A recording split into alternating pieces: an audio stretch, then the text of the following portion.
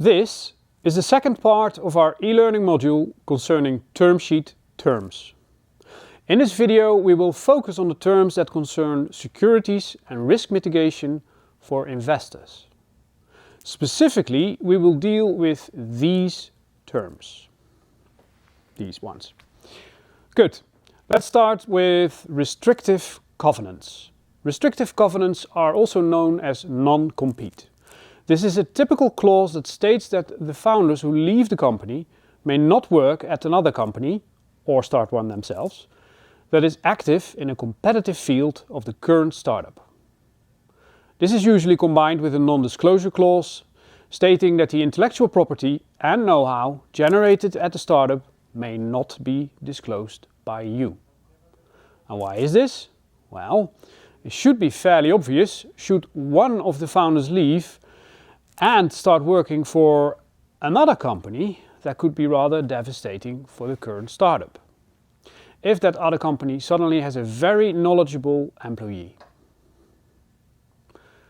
Next topic is warranties. Warranties are a series of statements about the startup that the investor relies on when investing. If a statement turns out untrue and this has a negative impact on the company, then the investor can demand compensation. The compensation amount is usually limited to the investment amount and is usually paid through additional shares to be issued to the investors.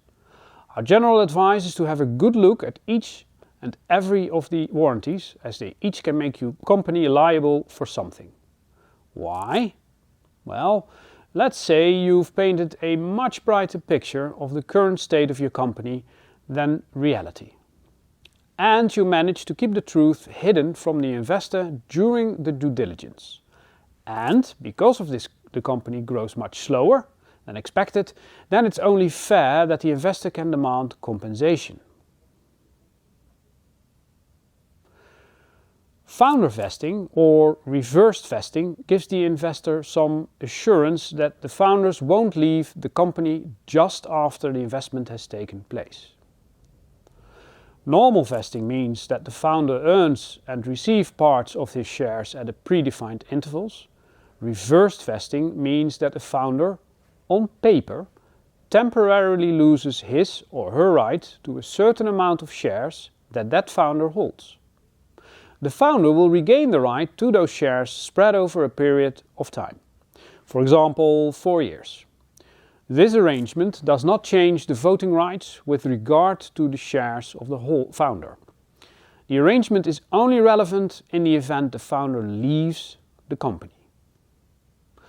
Note that vesting is linked to good, bad and sometimes neutral or early leaver clauses, which we will discuss now.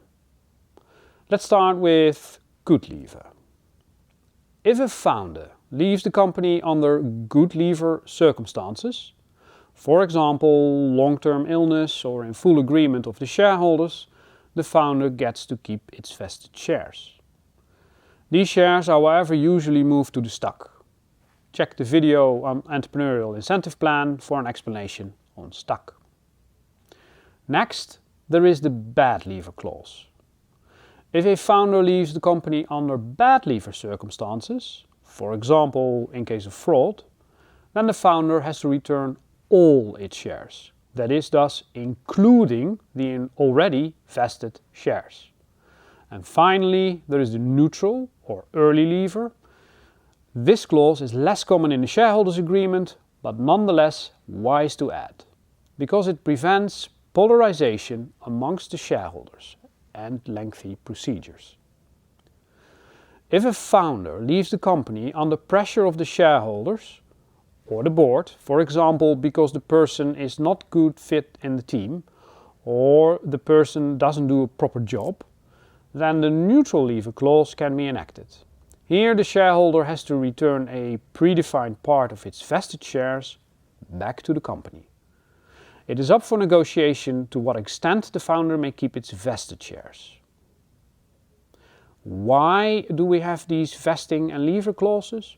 Well, we've noticed that most new founder teams struggle with the above vesting and leaver clauses and don't understand why these are in place. Now let's go back to the why of contracts. Explicit understanding and when things go wrong.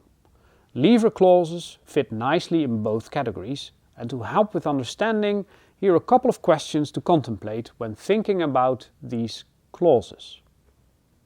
1.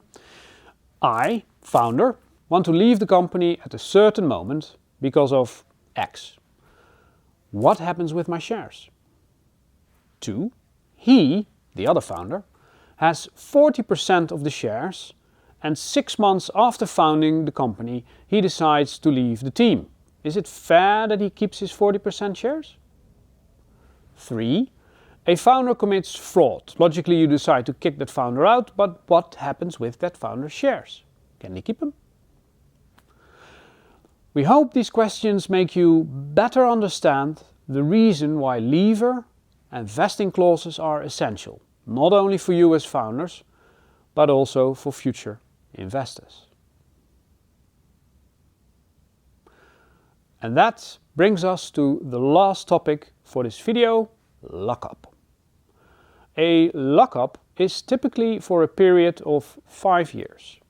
During these 5 years, the founders may not transfer, for example sell, any shares without investor majority approval. Why? Mainly 2 reasons. 1. Although this is mostly covered with vesting, this gives the investor some extra insurance that the founder will not prematurely leave the company.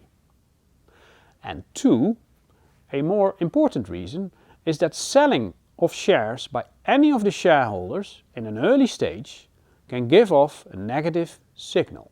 After all, why would someone want to sell shares of a company that is on the rise? This lockup prevents that. And that concludes this video on securities and risk mitigation terms. In the next video we will dive into who has to say what when dealing with shares. I'll see you there.